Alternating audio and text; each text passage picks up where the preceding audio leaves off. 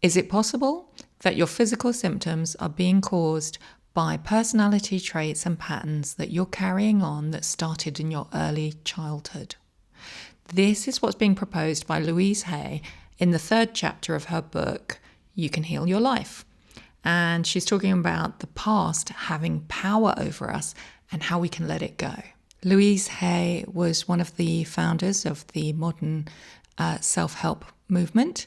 She herself used this work to recover from her own cancer, and her work is the foundation of modern brain rewiring and neuroplasticity work. This work is being used to heal chronic symptoms, cancer, chronic pain, fibromyalgia, anxiety, gut issues, sleep issues, a myriad of physical illnesses.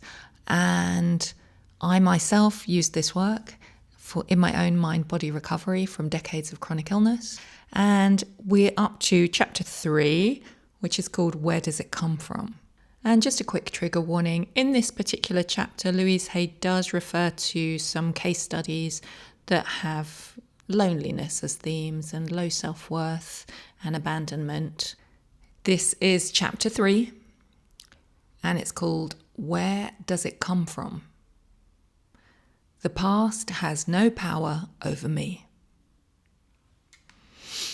All right, we've gone through a lot of stuff, and we've sieved through what we thought the problem was. Now we've come up with what I believe is the real problem. We feel we are not good enough, and there is a lack of self-love. From the way I look at life, if there is any problem, then this has to be true. So let's look at where this belief came from.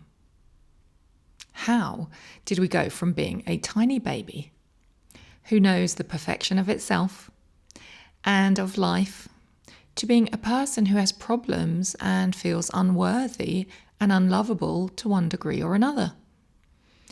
People who already love themselves can love themselves even more. Think of a rose from the time it is a tiny bud. As it opens to full flower, till the last petal falls, it is always beautiful, always perfect, always changing. So it is with us. We are always perfect, always beautiful, and ever changing. We are doing the best we can with the understanding, awareness, and knowledge that we have. As we gain more understanding, awareness, and knowledge, then we will do things differently. Mental house cleaning. Now is the time to examine our past a bit more, to take a look at some of the beliefs that have been running us. Some people find this part of the cleansing process very painful, but it need not be. We must look at what is there before we can clean it out. If you want to clean a room thoroughly, you will pick up and examine everything in it. Some things you will look at with love, and you will dust them or polish them to give them new beauty. Some things you will see that need refinishing or repair, and you will make a note to do that. Some things will never serve you again, and it becomes time to let those things go. Old magazines and newspapers and dirty paper plates can be dropped into the wastebasket very calmly. There's no need to get angry in order to clean a room. It's the same thing when we're cleaning our mental house. There is no need to get angry just because some of the beliefs go as easily as you... There is no need to get angry just because some of the beliefs in it are ready to be tossed out. Let them go as easily as you would scrape off bits of food into the trash after a meal. Would you really dig into yesterday's garbage to make tonight's meal? Do you dig into old mental garbage to create tomorrow's experiences? If a thought or a belief does not serve you, let it go. There's no written law that says that because you once believed something, you have to continue to believe it forever. Let's look at some limiting beliefs and where they came from. Limiting belief. I'm not good enough. Where it came from. A father who repeatedly told him he was stupid. He said he wanted to be a success, so his daddy would be proud of him. But he was riddled with guilt, which created resentment, and all he could produce was one failure after another. Daddy kept financing businesses for him, and one after another they failed. He used failure to get even. He made his daddy pay and pay and pay. Of course, he was the biggest loser. Limiting belief, lack of self-love. Where it came from? Trying to win daddy's approval. The last thing she wanted was to be like her father. They couldn't agree on anything and they were always arguing. She only wanted his approval, but instead all she got was criticism. Her body was full of pains. Her father had exactly the same kind of pains. She did not realize her anger was creating her pains, just as her father's anger was creating pain for him. Limiting belief, life is dangerous. Where it came from? A frightened father. Another client saw life as grim and harsh. It was difficult for her to laugh, and when she did, she would become frightened that something bad would happen. She has been reared with the admonition, don't laugh or they might get you. Limiting belief, I'm not good enough. Where it came from? Being abandoned and ignored. It was difficult for him to talk. Silence had become a way of life for him. He had just come off drugs and alcohol and was convinced that he was terrible. I discovered his mother had died when he was very young, and he had been reared by an aunt. The aunt seldom spoke except to give an order, and he was brought up in silence. He even ate alone in silence and stayed quietly in his room day after day. He had a lover who was also a silent man, and they spent most of their time alone in silence. The lover died, and once again, he was alone. This is very heavy going. Exercise, negative messages. The next exercise we do is we're going to get a large sheet of paper and make a list of all the things your parents said were wrong with you. What were the negative messages you heard? Give yourself enough time to remember as many as you can. A half hour usually works well. I'm going to suggest that you save this video to do that later because it might not be the right moment for you right now, but you might want to come back and do this exercise. What did they say about money? For now, let's just think about these questions together. You could write in the comments if something occurs to you as well. I'd love to hear from you. What did they say about money? What did they say about your body? What did they say about love and relationships? What did they say about your creative talents?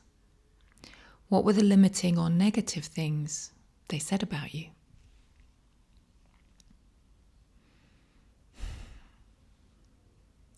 If you can, just look objectively at these items and say to yourself, so that's where this belief came from. Something that I hear a lot when I'm working with people is they say things like, I can't draw, or I can't sing, or I'm not musical. And I believe this is exactly what Louise Hay is referring to right here, these limiting beliefs. Personally, as someone who did go to art school, I believe everyone can draw. They were just told they were bad at it. So if you're allowed to draw badly, you can draw and you will naturally get better at it as you practice. So being discouraged by those limiting beliefs early on, and then we hold on to that belief. Later in life, we're still saying, well, I can't do this and I can't do that. Same with music and other art forms. And perhaps languages and other things that you were told you weren't good at. So, yep, very interesting. For me, it was music. I was removed from music. So I'd love to hear, was there anything specific that you were told, no, that's not your lane? No. Now, she says, let's take a new sheet of paper and dig a little deeper. What other negative messages did you hear as a child? From relatives, from teachers, from friends, from authority figures, from your church? Write them all down. Take your time. Be aware of what feelings are going on in your body. That's a very good point. I'm going to interrupt the reading again to suggest you notice if anything physical is coming up for you. I do this because I encourage you to take a breath. See if you can feel the air going in through your nose, down the back of your throat, down into your chest and lungs, and then back up and out, so that you can connect to any sensations in your throat, your chest, your solar plexus, or your belly. And just notice. For me, even just reading this, I'm getting a sore throat. That's very typical for me. If I think about, difficult things from the past, then my throat is the first signal that emotions are presenting themselves. So checking in with your breathing can really help you connect to anything physical you're noticing right now. Let's get back to it. Take your time. Be aware of what feelings are going on in your body. What you have on these two pieces of paper are the thoughts that you need to be removed from your consciousness. These are the very beliefs that you have that are making you feel not good enough. Seeing yourself as a child. If we were to take a 3-year-old child and put him in the middle of the room, and you and I were to start yelling at this child, telling him how stupid he was, how he could never do anything right, how he should do this and shouldn't do that, and look at the mess he made, and maybe hit him a few times. This is a very old book. Okay, but we get it, Louise. Okay. We would end up with a frightened little child who sits docilely in the corner or who tears up the place. The child will go one of these two ways, but we will never know the potential of that child. If we take the same little child and tell him how much we love him, how much we care, that we love the way he looks, and we love how bright and clever he is, that we love the way he does things, and that it's okay for him to make mistakes as he learns, and that we will always be there for him no matter what, then the potential that comes out of that child will blow your mind. Each one of us has a 3-year-old child within us, and we often spend most of our time yelling at that child in ourselves. Then we wonder why our lives don't work. If you had a friend who was always criticizing you, would you want to be around that person? Perhaps you were treated this way as a child, and that is sad. However, that was a long time ago. And if you are now choosing to treat yourself in the same way, then it is sadder still.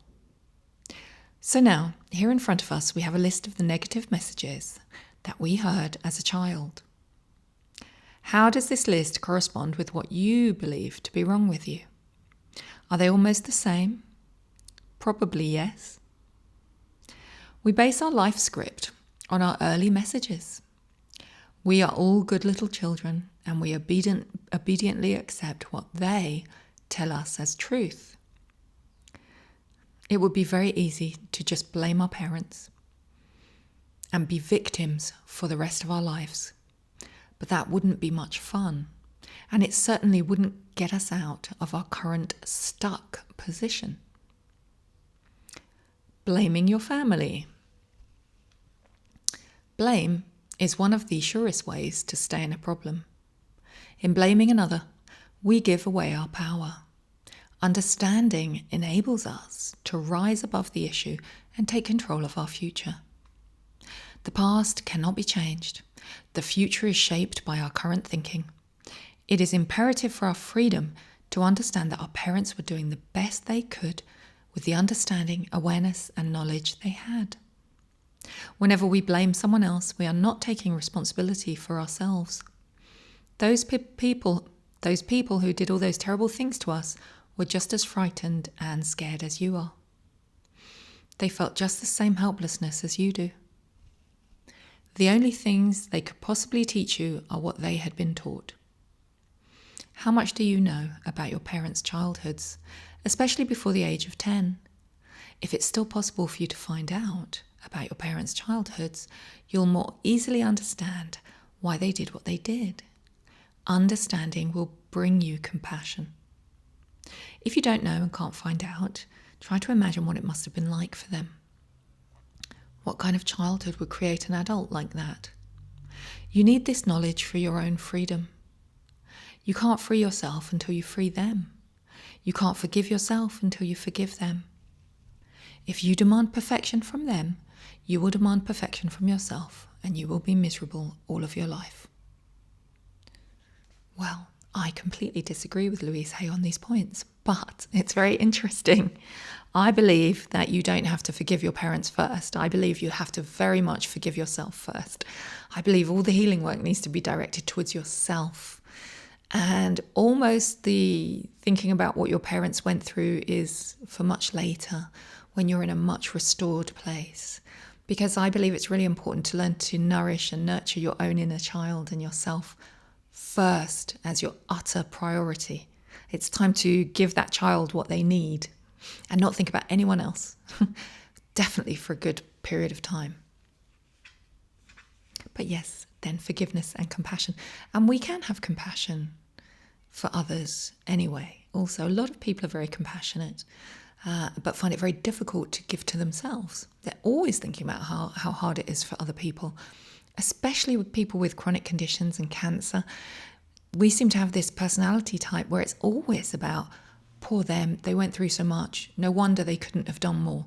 We're already very compassionate, so it's time to try to really look after ourselves and heal ourselves. In case it's your first time here, my name is Amari Love. I'm a writer, a mind-body practitioner and somatic coach, and I recovered from decades of chronic illness, and now I share everything I learned. Okay, choosing our parents. I agree with the theory that we choose our parents. The lessons that we learn seem perfectly matched to the weaknesses of the parents we have. I believe we are all on an endless journey through eternity. We come to this planet to learn particular lessons that are necessary for our spiritual evolution. We choose our sex, our colour, our country, and then we look around for the perfect set of parents who will mirror our patterns. Our visits to this planet are like going to school. If you want to become a beautician, you go to beauty school. If you want to become a mechanic, you go to mechanic school. If you want to become a lawyer, you go to law school. The parents you pick this time around are the perfect couple who are experts in what you have chosen to learn. When we grow up, we have a tendency to point our fingers accusingly at our parents and say, "You did it to me." But I believe we chose them. Listening to others. Our older brothers and sisters are gods to us when we are little. If they were unhappy, they probably took it out on us, physically or verbally. They might have said things like, "I'll tell on you for ... instilling guilt. You're just a baby, you can't do that." Or, "You're too stupid to play with us." Teachers at school often influence us greatly. In the 5th grade, a teacher told me emphatically I was too tall to be a dancer. I believed her and put away my dancing ambitions until I was too old to make dancing a career. Did you understand that tests and grades were only to see how much knowledge you had at a given time, or were you a child who allowed tests and grades to measure self-worth? Our early friends share their own misinformation about life with us. The other kids at school can tease us and leave lasting hurts. When I was a child, my last name was Lunny, and the kids used to call me lunatic. Neighbours also have an influence, not only because of their remarks, but also because we're asked, what will the neighbours think? Think back to the other authority figures who were influential in your childhood. And of course, there are the strong and very persuasive statements made by adverts in periodicals and on television. And even though now it's after Louise's book, but all over the internet, everywhere online and social media. All too many products are sold by making us feel we are unworthy or wrong if we don't use them. What we are all here to transcend our early limitations, whatever they were. We're here to recognize our own magnificence and divinity, no matter what they told us. You have your negative beliefs to overcome, and I have my negative beliefs to overcome. Well done. Thank you. It means a lot that you're here. I'm going to put another practice on screen in case you would like to continue your nervous system healing work today. And I will link to a free resource that I've just created called the Nervous System Healing Roadmap, which contains a private meditations library and the first steps I took to my recovery. It's free, so grab that if you haven't got it already. And take good care of yourself.